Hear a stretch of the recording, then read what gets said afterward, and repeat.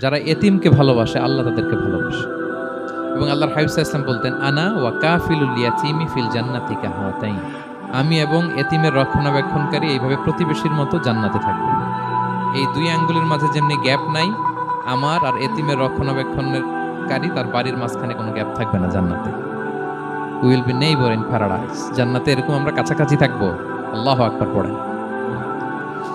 তাহলে এতিমের রক্ষণাবেক্ষণকারীকে আল্লাহ তাআলা ভালোবাসে। যারা এতিমকে পছন্দ করে না, এতিমকে তাড়িয়ে দেয়, তাদেরকে আল্লাহ পছন্দ করেন। আল্লাহ তাআলা বলেন, আরাআইতাল্লাযী ইউকাযযিবু বিদ্দীন ফাযালিকাল্লাযী ইয়াদুউল ইয়াতীম। যারা আখিরাতকে অবিশ্বাস করে তারাই এতিমকে ঘাড় ধাক্কা দিয়ে তাড়িয়ে দেয়।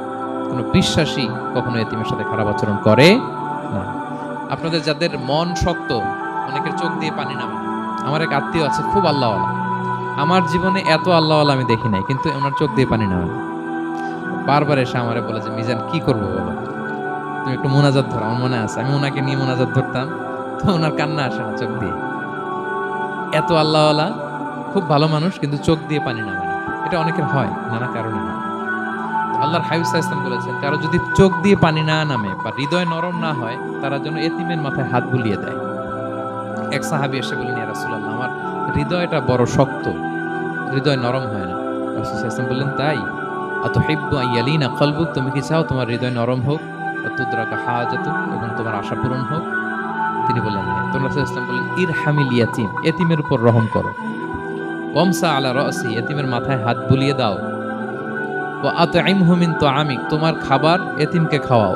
তালিনু কলবুক, তোমার অন্তর নরম হবে। তুদরাকা হাজাতুক, তোমার ইচ্ছা পূরণ হবে।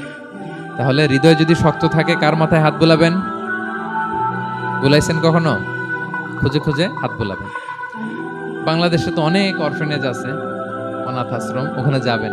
সুযোগ হলে একদিন যে একটু লাঞ্চ করলেন ওদের সাথে বসে, ডিনার করলেন, একসাথে খেলেন, ওদের মাথায় হাত বুলিয়ে দিলেন, সাধ্যমতো কিছু উপহার হাতে তুলে দিলেন, আপনার ইচ্ছা পূরণ হবে আর আপনার হৃদয় নরম হবে ইনশাআল্লাহ। আর এতিমকে আদর করা মানে নবী সাল্লাল্লাহু আলাইহি ওয়াসাল্লামের প্রতি ভালোবাসা দেখানো। কারণ আমার নবী এতিম হয়ে বড় হয়েছে। এতিমের প্রতি ভালোবাসা প্রকারান্তরে নবী সাল্লাল্লাহু আলাইহি ওয়াসাল্লামের প্রতি ভালোবাসা দেখানো হয়। কারণ আমার নবী এতিম হয়ে বড় হয়েছে। সুবহানাল্লাহ। কিন্তু তার বিপরীতে আমরা সমাজে কি দেখি? এতিমের মাথায় হাত বুলানো তো দূরের কথা, এতিমের সম্পদও খেয়ে ফেলে অনেকে। হ্যাঁ, এরকম আছে না? এতিমের সম্পদ দেদারসে গিলতেছে। কি যে আমাদের চিন্তাধারা! দেখবেন যে লোকটা এতিমের সম্পদ গিলে, ওরা রোজা অবস্থায় এক ঢোক পানি গিলাতে পারবেন কিনা দেখেন। যে বলেন একটু পানি খান তো, খাবে না কেন? হারাম। তো ওই হারাম কিন্তু গিলতেছে ইচ্ছা মতো। রোজা অবস্থায় এক ফোঁটা আপনি পানি গিলাতে পারবেন না, কেন? হারাম। কিন্তু ওইদিকে ভাতিজার সম্পদ গিলতেছে দেদারসে। আল্লাহ বলেন, এটা ভাতিজার সম্পদ না, এটা তুমি জাহান্নামের আগুন পেটে ঢুকাচ্ছ। ইন্নাল্লাযীনা ইয়াকুলুনা আমওয়ালাল ইয়াতামা যুলমান ইন্নামা ইয়াকুলুনা ফি বুতুনিহিম নারা ওয়া সায়াসলাউনা সাঈরা। যারা এতিমের সম্পদ খায়, এটা সম্পদ না, এটা জাহান্নামের আগুন তুমি পেটে ঢুকাচ্ছ।